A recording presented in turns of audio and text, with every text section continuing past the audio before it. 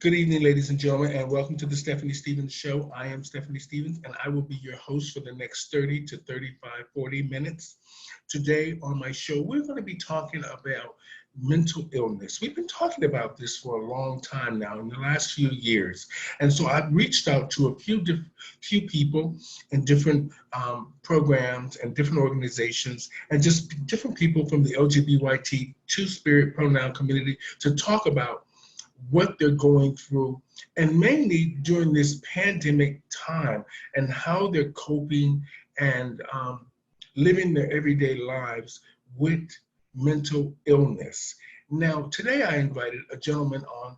He reached out to me a few weeks ago about he was starting his own business, and I found when he was talking to me, I found that his story would be very educational and inspiring to a lot of you out there.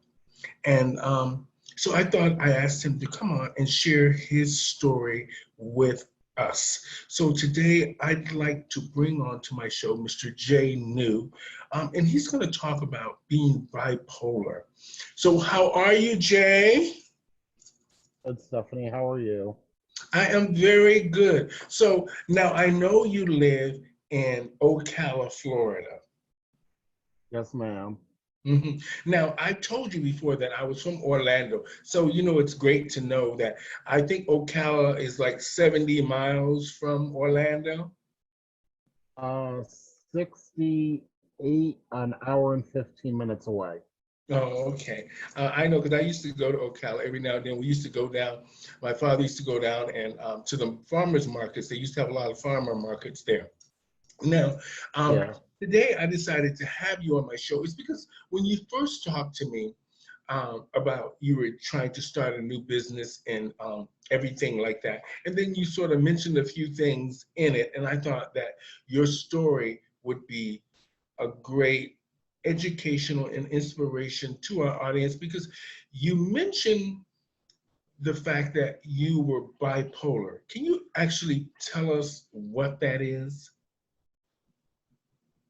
Well, many people know there's different forms of bipolar. I suffer from bipolar depression, which many people don't understand that just because you might see me out and about normal, what people consider normal, I really am not normally together mentally.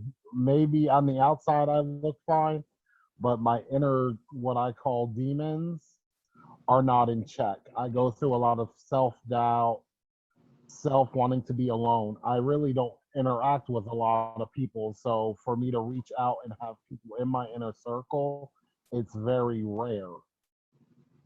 I have Mhm. to really trust you to even allow you into my world because I do suffer from depression. Sometimes I don't come out around people for weeks or days at a time, sometimes not even months. Mhm. So, So, what is a typical day like for you? What is it? Is it that you have a hard time? How do you function during the day? What is a typical day like for you? well, a typical day for me is there's no typical day for me because I don't sleep until 7 a.m. So I wake up until around either 2 or 11 a.m. And then I'm up all day. I barely leave my room. If I do leave, I get ready, take a shower, cook food for me and my other half. Um, and then I try to find something to occupy myself to not let myself dwell on things that bother me. I'm now at a phase where I'm learning how to cope with it instead of just trying to stay in my own head. Hmm. And I'm learning that my photography business is allowing me to get out of that depression because it keeps me, instead of being in my own head, it takes me away from being depressed.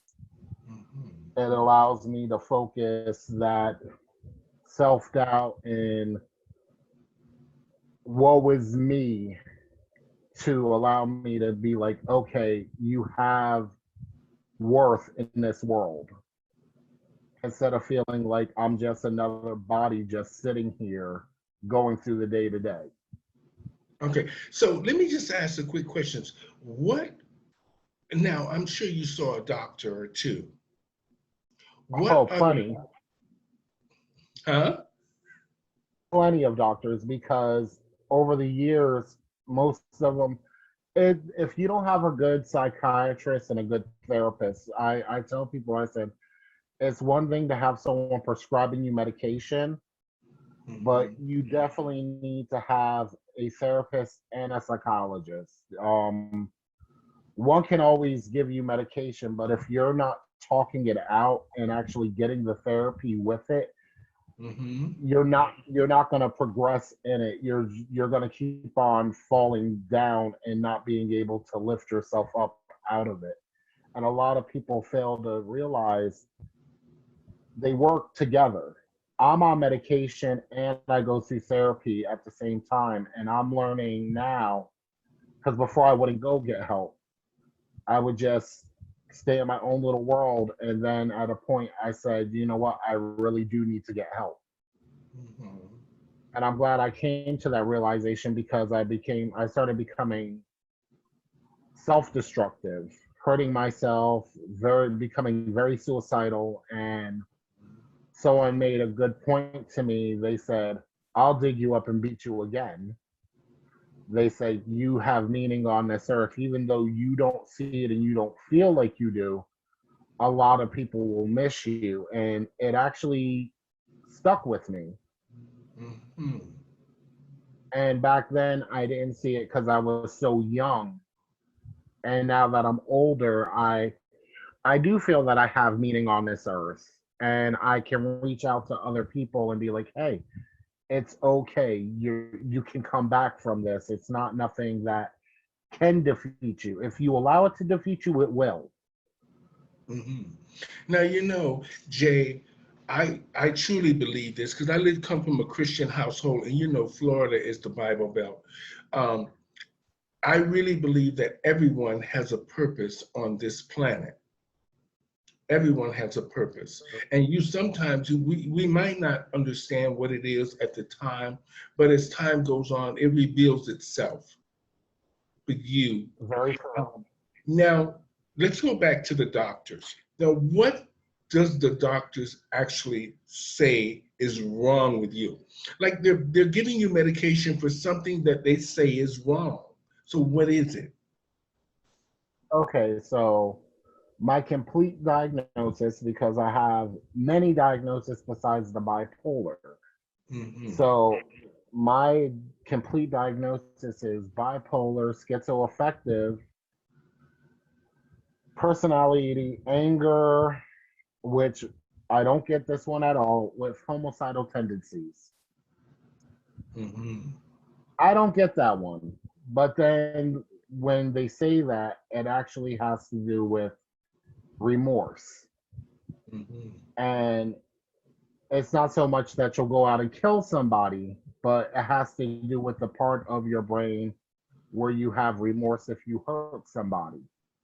Or when you say something that would hurt somebody, do you feel bad when you say it, or do you feel bad after you say it?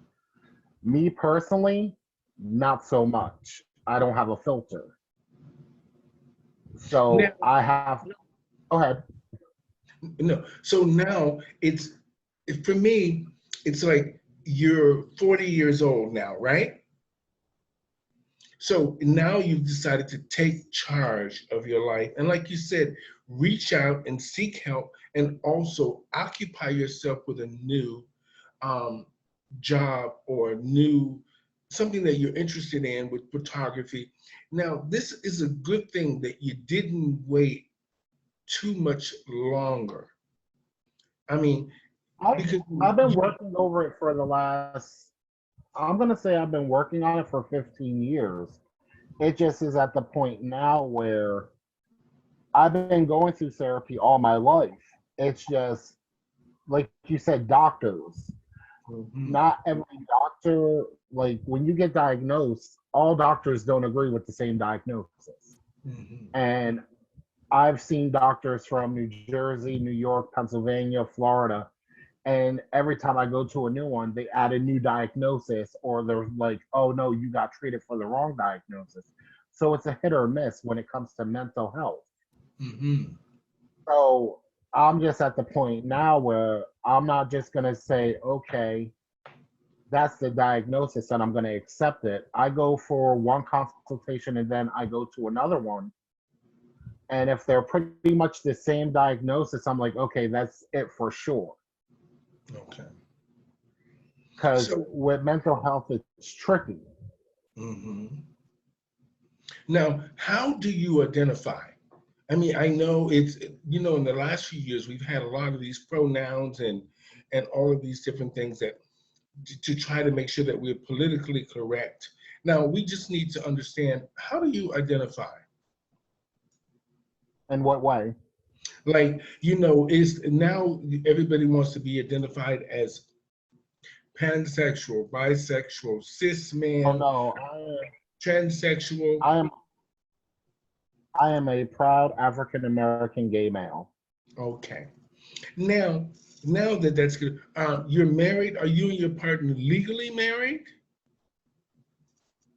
Oh, but if we were in certain states, we've been together long enough that we would be legally married. Okay. Do you guys have any children? Um, Not human children, but yes, we have dog children. Okay. Now, what, Unfortunately, we're in a state where they don't allow gay couples to adopt, okay. and we're thinking about going back up north for at least 5 years Mm-hmm. so we can adopt a child and then come back to Florida because I do own my property here Mm-hmm. and I have family up north, and we could stay up north for 5 years to adopt Mm-hmm. because we Now, both need. now, I love the fact that when I see gay couples, and mainly when I see people of color, I don't even like even saying people of color. I just like saying Black people, Yes, people that look like me, and the fact that they're in a healthy relationship, or they're trying to just do what everyday people try to do: love each other, take care of each other, protect each other. So now I see that you're dealing with your bipolar in a sense of you're trying to have a new outlet with this photography. yeah. It's amazing because my partner, um, he's very. It's funny because he's a Scorpio, I'm a Sagittarius, and if it wasn't for him, he's my strength. He pushes me when the days I feel down. He's like, no, get up, you got this. He's constantly like, babe, you got this coming up. You need to get yourself prepared. Besides all the mental issues going on, I got a few physical ones, and he's like, you got this. I'm here for you. We can Mhm. do it together. Our 7th year engagement anniversary is actually coming up, the 4th of July. So it shows you we've been together a long time. Mhm. And he's also bipolar. So Okay. his, his crazy with my crazy, I said we're perfect for each other Mhm. because we literally we balance each other. Mhm. Now, And like you said, you balance each other. Now, does he work? he works 7 days. I'm blessed. He works 7 days a week. Okay. He works 8 to 9 hours every day. Um, I couldn't Okay. ask for someone better in my life. Okay. Now, the reason I asked that is because with your busy schedule and his busy schedule, and the two of you going through what you're going through and trying to have a relationship, because we know same sex couples have a lot of difficulty committing to real relationships when they have underlying conditions of other things. Like, a lot of us come from our families maybe rejecting us, or we're not connected to either, systems that are solid, that what the world would consider solid, like family, church, jobs. But now it's good to see that gay men can connect with each other, but yet still you guys are supportive of each other, and you understand that you both are going through very similar circumstances, and you're in a relationship that sometimes people don't think is serious, because this is why they didn't want to give gay marriage the go ahead in the first place, because most of the time they just think that we're promiscuous and we like to just sleep around, and and you understand? Oh no, I completely understand and I agree with you. But to me, when I see that, we've had that conversation and we both said the same thing. How we got together is like most gay men, how they get together. We met on an app. Mm-hmm. But the funny thing about it was, I was in another state when I met him, and we had been talking for almost a year on the app. And when I moved down to Florida, we had lost touch for almost a year. He just disappeared off the app, no contact, no nothing. And I happened to move in the same town as him, which that had to been the higher power up above, because it was meant. It was Mm-hmm. meant to be, because I went online and his profile popped up. After not seeing him for an entire year, it just popped up. And I was like, hey, what happened to you? He said, my mom got sick and I had to leave college and take care of her. I said, baby, that's all you got to say. Mm-hmm. Like, it's your mama, that's all you got to say. Yes, that's generally. So I said, hey, well, I moved to Florida and it looks like we're really close to each other. It says I'm 13 miles from you. He told me, stop lying. And I said, no, I'm not lying to you. Look at your GPS. We were Mm-hmm. literally 13 miles from each other. I said, how about I cook dinner and you come over? And he came over and we literally courted each other. And I mean, court, old school courting. No kissing, no making out, no rubbing up on each other. These kids Mm-hmm. today could learn some stuff. Mm-hmm. And before we even thought of having sex, we had dated for almost a year before we became intimate with each other. And it built a friendship up, and it built a strength within both of us. And that's why we've been together almost 8 years. Mm-hmm. Because, Now, that's an amazing thing.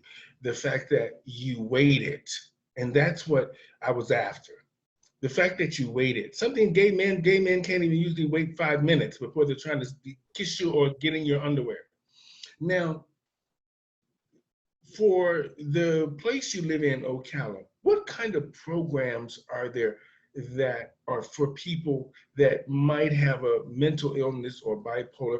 Where, like, what are there programs in your town? okay, so we do have mental health facilities in Ocala. Do I recommend them for mental health? Hell no. They're not, to me, they're not on the level of anywhere else in the nation. Their doctors need better training to deal with people, and also the law enforcement here needs better training in how to deal with people with mental illness in the entire state of Florida. Um, I go to a place called Harmony United Psychiatric Health. My doctor and my therapist there are amazing because they're new and they're more open minded. We have the centers, which is Central Florida's psychiatric. they just push medication on people and don't really do the follow-up work that needs to be done. Now, now, is your medication working? Um, my anxiety medication works. My mood stabilizer, it's a hit or miss. We're working on fixing that. Um, every medication has a time period. It will work for so long, and then you might have to tweak it a little because it will work for but so long. Like I was on an antidepressant, Zoloft. It worked good for 3 years, and then it stopped working. And then with that, for most men, and definitely men of color, a lot of people don't know, Zoloft kills your libido. So it So basically no makes you sex to you and the impotent. boyfriend. Yeah, it really kills your sex drive. Like there is no sex drive on that medication, and it it can mess up a relationship because Yes. you, if your partner has a sex drive and you're like, oh, I don't want it, they will stray. Oh yeah. And Now, I was in relationships on that, and they were like, I'm out. now, when you think about your family, so we always have an issue with how the family deals with us first in a relationship. And now, how did your family deal with your mental bipolar? Did they just think, oh, he'll get over it, this is a phase? Um, my family doesn't know how to handle me because, like I said, I don't have a filter, Mm-hmm. and the way they dish it out, I give it back to them 10 times fold, and they don't like it because I'm the one that I won't take it from anyone, Mm-hmm. especially not them. Like people look at me and my mother and they go, "Oh my God, you talk to your mother that way." And my mom told me a long time ago, "I won't have it any other way." Mm-hmm. She's like, if I do you wrong, and she's like, if you feel some type of way, she's like, give it right, give it back to me. She's like, I'm old enough to know better, and we've gone at it. But she also told me, she said, I forget sometimes that you're not a little child anymore, and you're a grown man. And she said, you're the one that's my caregiver, and you're the one that's always here for me. Mm-hmm. So Now, she said, go go ahead. ahead. Now, when I understand the family dynamics. Now, you said there were two places that you used to visit that were in your hometown there, Ocala, that you go for help. Do like you said, you wouldn't recommend any of those. What would you recommend the people in Florida, people watching this, people in Florida that need immediate help with feeling maybe they're different or they're bipolar or they just have some mental concern? What do you who do you think they should reach out to? Um, in most areas, because like I said, I'm only in Ocala, but I know Harmony United, they do have really good doctors and therapists. They are in Gainesville, they're in Ocala, they're in Summerfield, Central Florida. I don't know if they have one in Orlando, but I know there is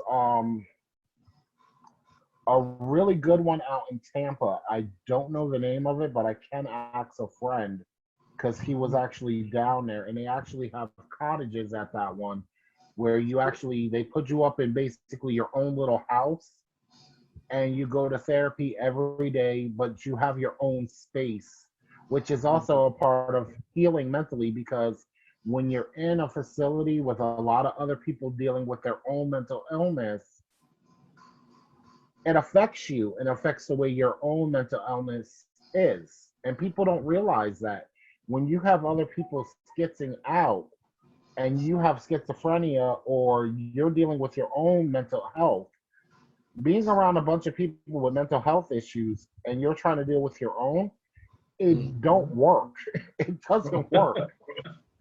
So now you're focusing on your photography. It's a new job, something that you want to do. What is that all about? And how does that, like you said, it helps you with your bipolar? It calms me and it basically keeps me from one, it makes me have to be neater because with being bipolar, sometimes you get in that phase where you don't want to clean, do anything. Your whole life can be turned upside down. Mhm. One thing I do like about being bipolar, I don't forget about anything where I put something. If you come in here and move something, I'll know it because I know where everything is, even if the room is hit by a hurricane. I know where it was. You can't tell me it wasn't there. It was right there for the last 6 months. It was there. Mhm. But it's keeping me where now I'm scheduling things the way I'm supposed to schedule it.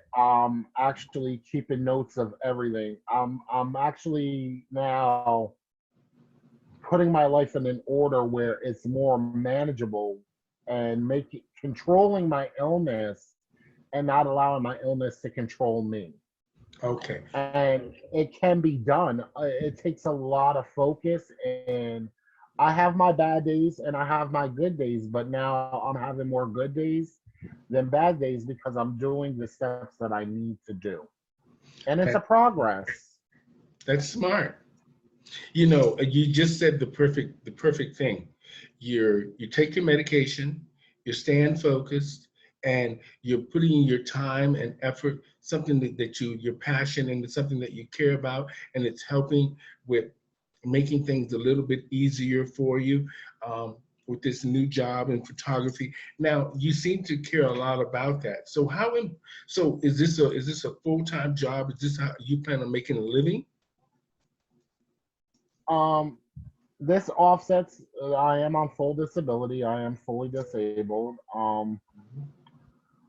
Unfortunately, I'm not able to do what my degree is in. I actually have a degree in culinary arts, Hmm. and I now decided I've been doing photography actually since 2003.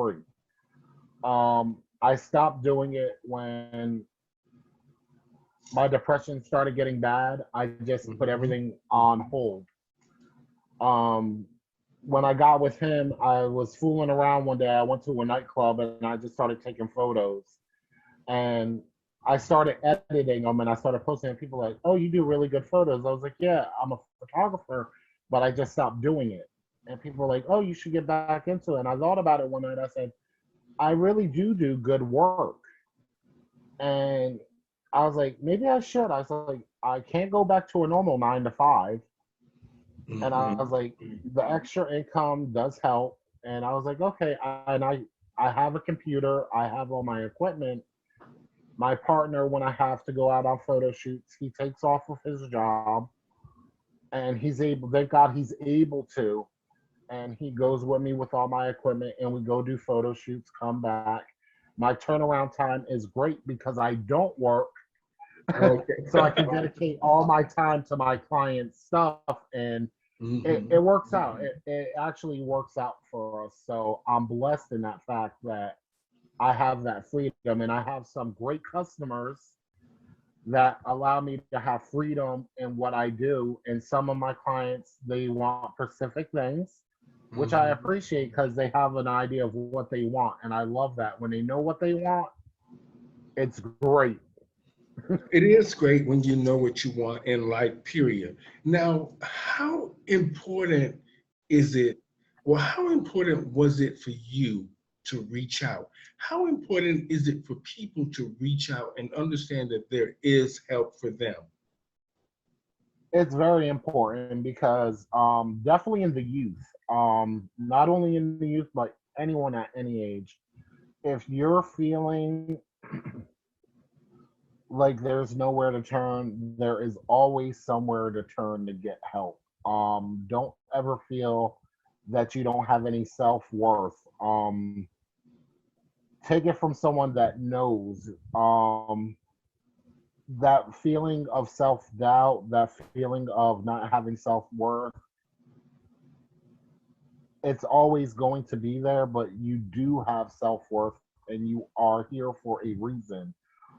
If it's because of drugs, if it's because of family, someone bullying you, know there is someone you can always go to. It might not even be someone that you expect. It can be someone totally off the radar that you would least expect to be there for you, but they could be your saving grace. A lot of people fail to realize a Mhm. kind word sometimes goes a long way. Oh yes, I know. And Hmm. when you You see know, someone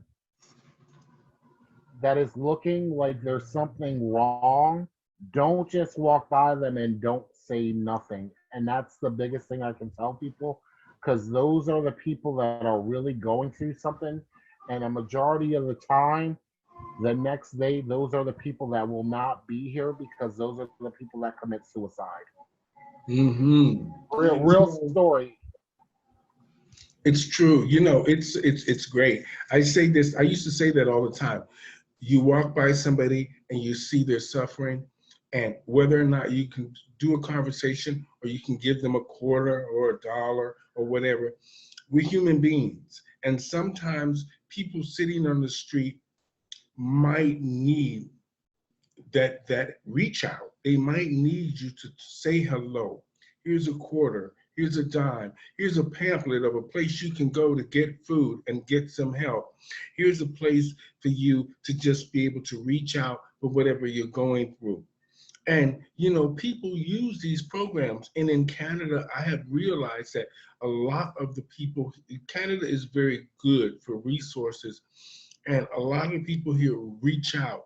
And we have we have a lot of people that are homeless, and just like any other country, and we have a lot of people going through mental stuff just like any other country. But for some reason, the people in Canada do a lot of hands-on programs. They go into the communities constantly to make And sure do if you outreach. need something. And the program people go to the people constantly on the street with clothes, with food, with reach out, just stuff that they might need, to let them know that there's somebody there that can help them. It was great talking to you, Jay Newt.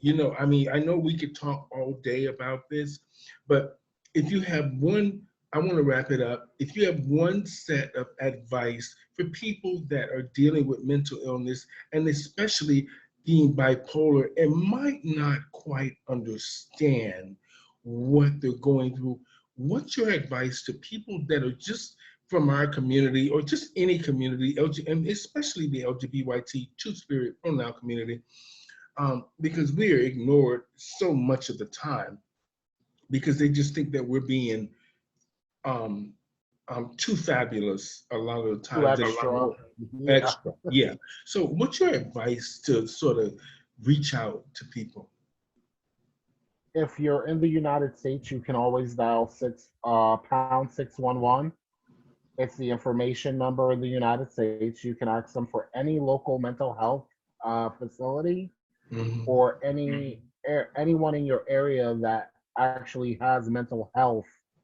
The Trevor Project also, they have people in the community always for the suicide hotline. And just know, like, there are people that care, even other people with mental illness.